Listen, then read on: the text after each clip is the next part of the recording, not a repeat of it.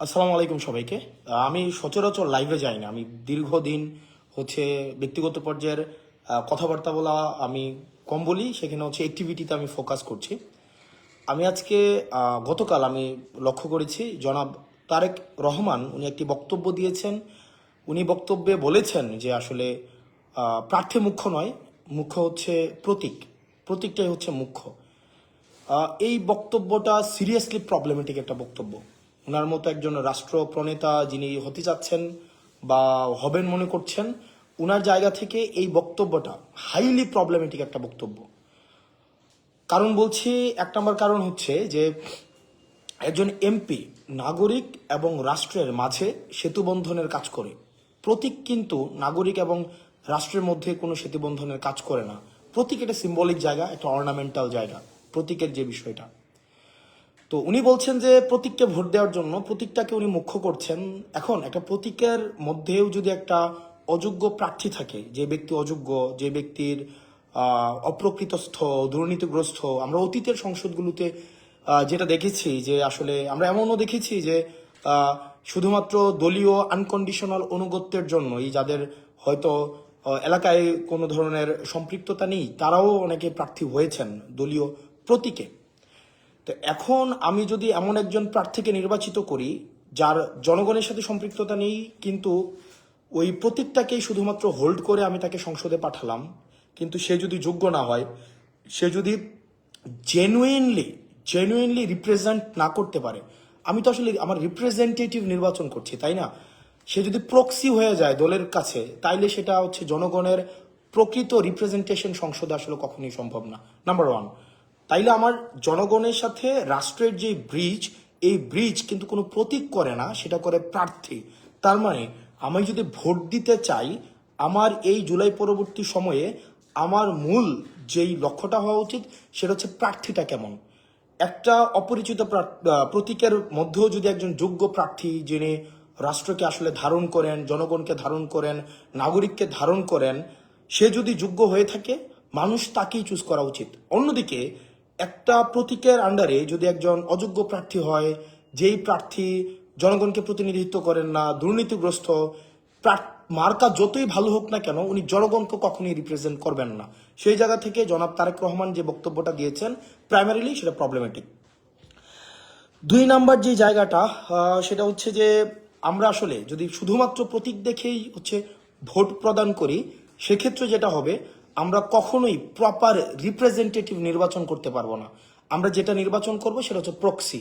300 আসনে, মানে 300 আসনে আমরা 300টা প্রক্সি ক্যান্ডিডেট নির্বাচিত করব।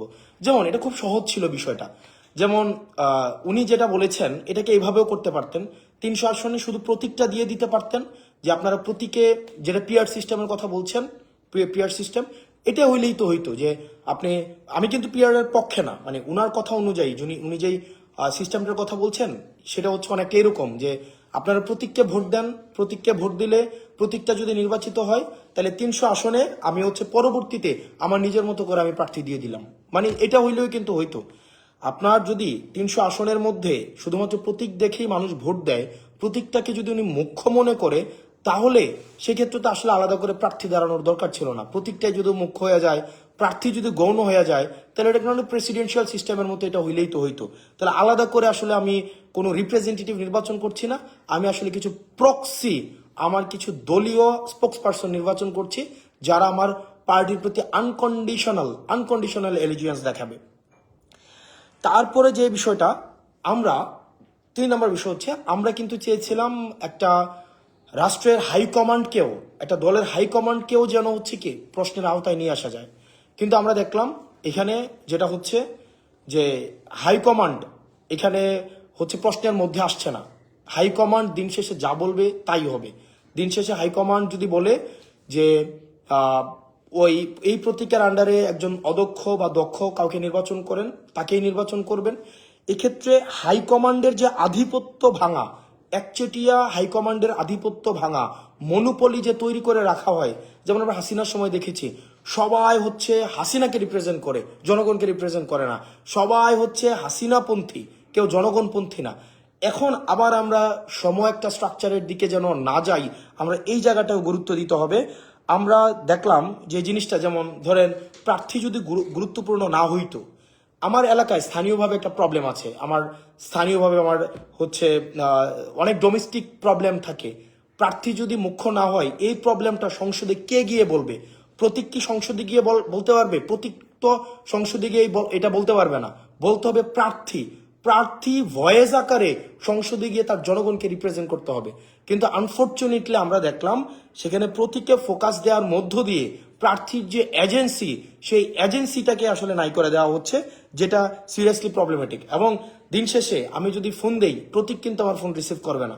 জনগণ যখন আজকে একটা সমস্যায় পড়বে, স্থানীয়ভাবে অবকাঠামোগত সমস্যা, ইনফ্রাস্ট্রাকচারের যে প্রবলেম, এডুকেশনের প্রবলেম, হেলথের প্রবলেম, আমাদের পলিসিগত জায়গা থেকে যা সমস্যায় থাকুক না কেন, দিন শেষে আমি যখন কল দিব, কোনো প্রতীক কিন্তু আমার ফোনটা রিসিভ করবে না।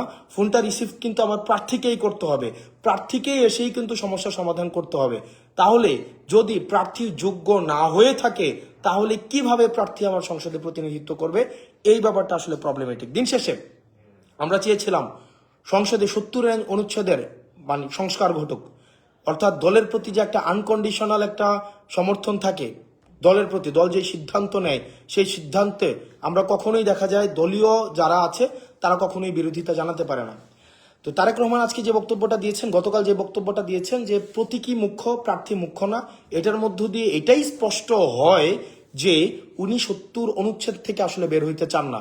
অর্থাৎ উনার যেই এমপিরা নির্বাচিত হবে, উনার আন্ডারে যে এমপিরা নির্বাচিত হবে, আনকন্ডিশনালি উনাকে সাপোর্ট করবেন। যে ডিসিশনই হোক না কেন, আনকন্ডিশনাল ওনাকে সাপোর্ট করবেন। ইন্টারনাল যে ডেমোক্রেসি থাকে, পার্টির ইন্টারনাল যে ডেমোক্রেসি, সেই ডেমোক্রেসিও কখনো সংগঠিত হবে না। আপনার একটা দলে যদি ডেমোক্রেসি না থাকে, সেই ডেমোক্রেসি কখনোই রাষ্ট্র আকারে কখনো রিফ্লেক্টেড হবে না। তো তার মানে গতকালের যে বক্তব্যটা উনি দিয়েছেন, ওনার জায়গা থেকে আমাদের প্রত্যাশা অনেক বেশি যে ওনার যে বক্তব্য যে প্রার্থী মুখ্য না, মুখ্য হচ্ছে প্রতীক, এটা হাইলি সিরিয়াসলি প্রবলেমেটিক এবং ভবিষ্যতের জন্য এটা একটা আশঙ্কাজনক। যে আমরা কি আসলে আবার একটা এককেন্দ্রিক শাসন ব্যবস্থার দিকে যাচ্ছি, যেখানে হাইকমান্ডই হচ্ছে সর্বসর্বা হয়ে উঠবে? হাইকমান্ডকে কখনো কোনো প্রশ্ন করা যাবে না। হাইকমান্ড দিন শেষে যে সিদ্ধান্ত দিবে, সেই সিদ্ধান্তটাকে মেনে নিতে হবে। হাইকমান্ড দল নিয়ে যে সিদ্ধান্ত নিবে, সেই সিদ্ধান্তটাকে আসলে আমাদের মানতে হবে। দিন শেষে যদি প্রার্থীর যদি এজেন্সি না থাকে, সেই প্রার্থী কখনোই ওই ডোমেস্টিক পলিসির রিপ্রেজেন্টেশন কখনোই সংসদে গিয়ে করতে পারবে না। সেজন্য নির্বাচনের জন্য প্রতীক যেমন গুরুত্বপূর্ণ, একই সাথে সাথে প্রার্থী হিমসেলফ ইজ ভেরি ইম্পর্টেন্ট। কারণ প্রার্থী কোনো অ্যাবস্ট্রাক্ট বিষয় না, প্রার্থী হচ্ছে খুবই ভিজিবল একটা বিষয়। একটা চোর বাটপার, একটা দুর্নীতিগ্রস্ত মানুষ একটা দলের একটা প্রতীকে নিয়ে আসলে মানুষ শুধুমাত্র প্রতীকটা দেখেই ভোট দেওয়া উচিত না, বরং প্রার্থীর ব্যক্তিগত সক্ষমতা, ব্যক্তিগত দেশপ্রেম, ব্যক্তিগত যোগ্যতা, ব্যক্তিগত সামর্থ্য, ব্যক্তিগত পলিসি মেকিং এর ক্যাপাসিটি দেখেই ভোট দেওয়া উচিত। সেজন্য আমরা সারা বাংলাদেশে সবাইকে আহ্বান জানাবো, শুধুমাত্র মার্কা নয়, আবার শুধুমাত্র প্রার্থী নয়, একটা ভালো মার্কা এবং একটা ভালো প্রার্থী, দুইটার সমন্বয়ে আপনার ভোট, যাকে ইচ্ছা আপনি তাকে ভোট দেন, কিন্তু প্রার্থী দিন শেষে আপনার প্রতিনিধিত্ব করবে, মার্কা সংসদে আপনার প্রতিনিধিত্ব করবে না। ধন্যবাদ সবাইকে, আবার আপনাদের সাথে দেখা হবে। সালাম আলাইকুম।